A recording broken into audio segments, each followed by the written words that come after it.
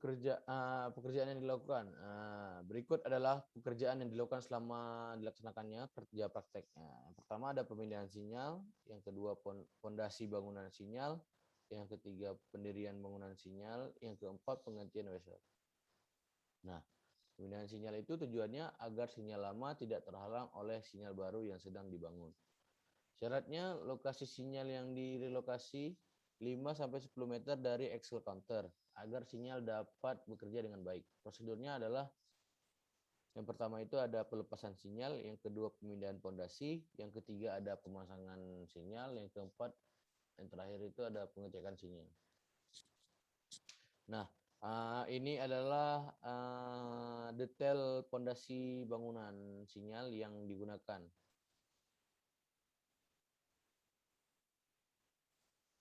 Nah, pendirian sinyal. Kenapa didirikan? Sinyal yang didirikan adalah sinyal baru dan sinyal existing. Setelah dibongkar sinyal lama, maka harus didirikan kembali dan dicek kelengkapan dan fungsional agar berjalan dengan baik. Sinyal baru didirikan untuk mengganti sinyal lama dan diuji saat semua sinyal telah terhubung. Jenis sinyalnya adalah yang pertama distance sinyal, sinyal muka, home sinyal, sinyal masuk, starter sinyal, sinyal keluar, shunt sinyal itu adalah sinyal langsir. Nah, ini nih yang diganti pergantian wesel, komponennya adalah lidah wesel, yang kedua jarum dan sayap, yang ketiga rel lantak, yang keempat rel paksa, yang kelima adalah penggerak. Sebab diganti karena bantalan rel itu sudah tua. Ya, yang kedua ukuran rel. Karena berbeda ukurannya jadi harus diganti juga. Yang ketiga itu kondisi rel. Jadi kondisi rel sekarang itu sangat sudah tua. Jadi untuk tahun sekarang lagi dilakukan upgrade. Tahapnya adalah tahapan pergantian wesel, pengukuran, ada desain, stake out, persiapan, 5 bongkaran, 6 pemasangan. Nah, tugas khusus mutu dengan ISO 9001.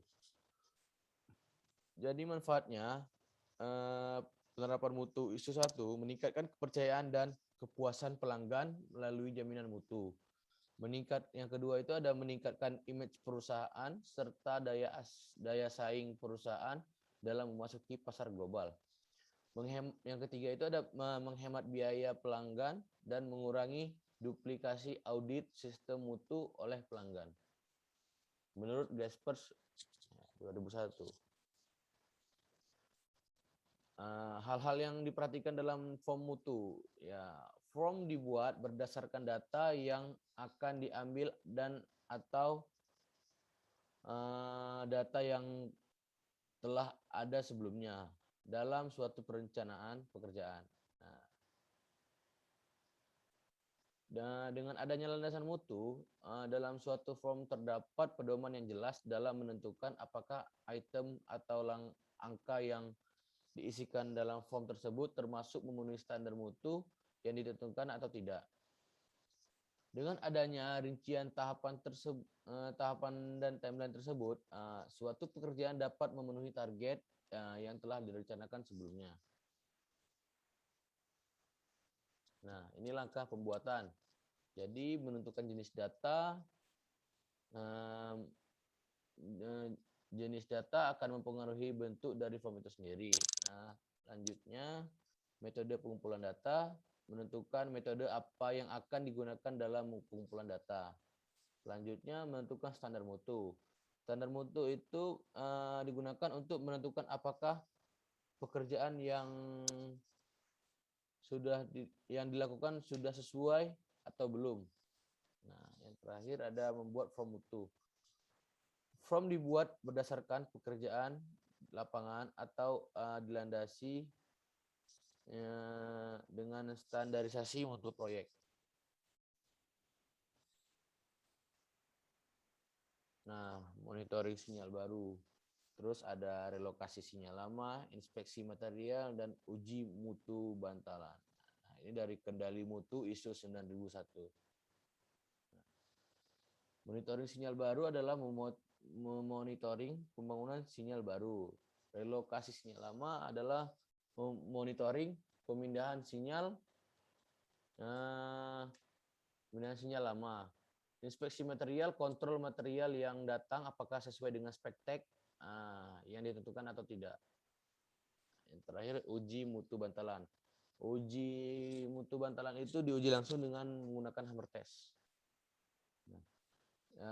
Monitoring sinyal baru.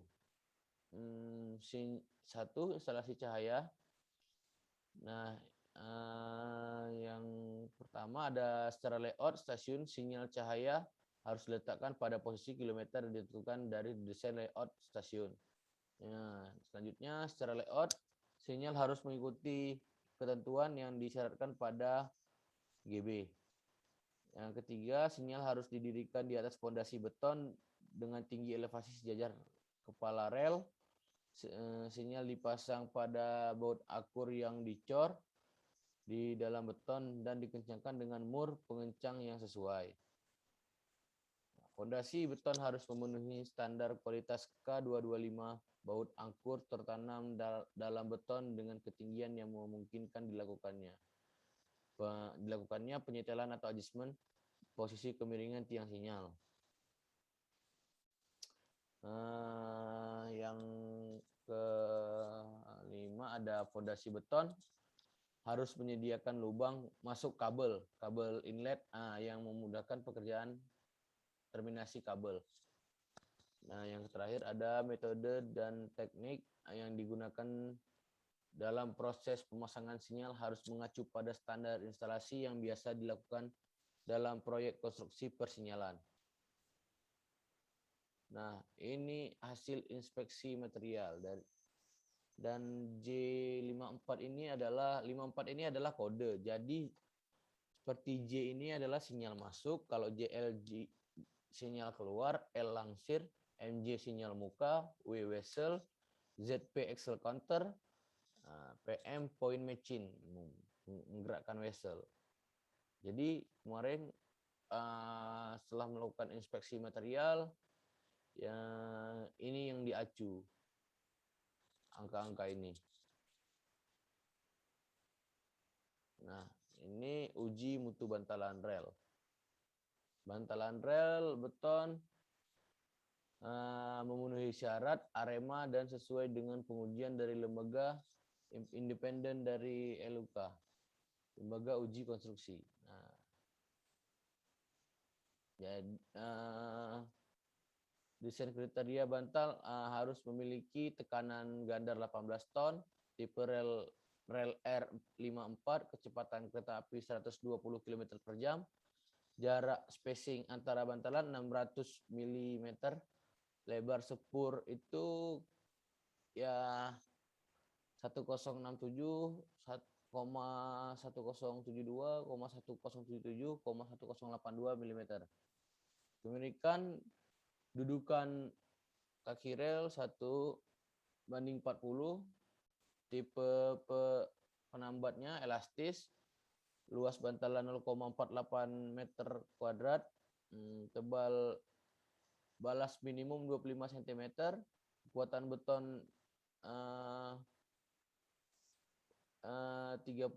MPa, minimum 28 hari, kawat stressing plain BA, tipe low relaxation, tegangan putus 1,655 MPa, total perdagangan pada pembebanan 4% minimal, tegangan kawat max 70% UTS, pengerasan sistem pemanasan, mutu beton K500, dimensinya panjang 200 cm, toleransi tambah dan kurang 2 mm, lebar 260 mm, toleransi tambah 3 dan kurang 1 mm, tinggi 220 mm, toleransi tambah 4 dan kurangi 0 mm.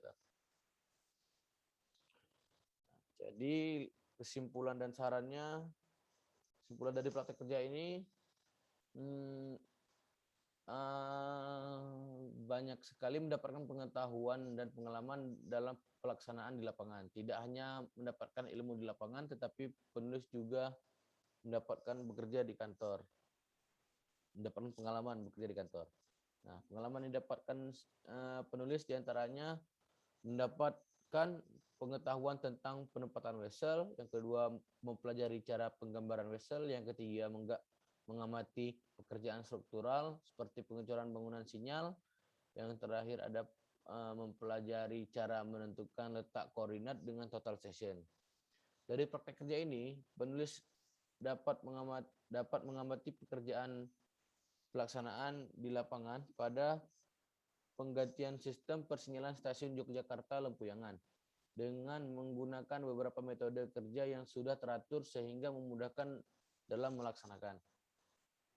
Nah, ini saran untuk PT Raya Konsultan. Penulis berharap agar PT Raya Konsultan tetap berlanjut memfasilitasi mahasiswa untuk mendapatkan pengalaman dan pengetahuan dalam bidang pelaksanaan di lapangan. Dengan adanya bimbingan langsung dari pihak PT Raya Konsultan, namun dengan kondisi padatnya jadwal dan pekerjaan yang sedang dilakukan, penulis dapat memahami persoalan tersebut. Saran untuk peserta praktek kerja selanjutnya, ya. Yang selanjutnya untuk dapat menyiapkan pengetahuan, mental dan etika ketika melakukan praktek kerja. Persiapan pengetahuan tentang dunia keteknik sipilan tidaklah cukup jika tidak didukung dengan mental dan etika yang kuat. Karena pada saat praktek kerja kita dituntut untuk dapat berkomunikasi dengan orang yang banyak. Nah, sekian dari saya. Assalamualaikum warahmatullahi wabarakatuh.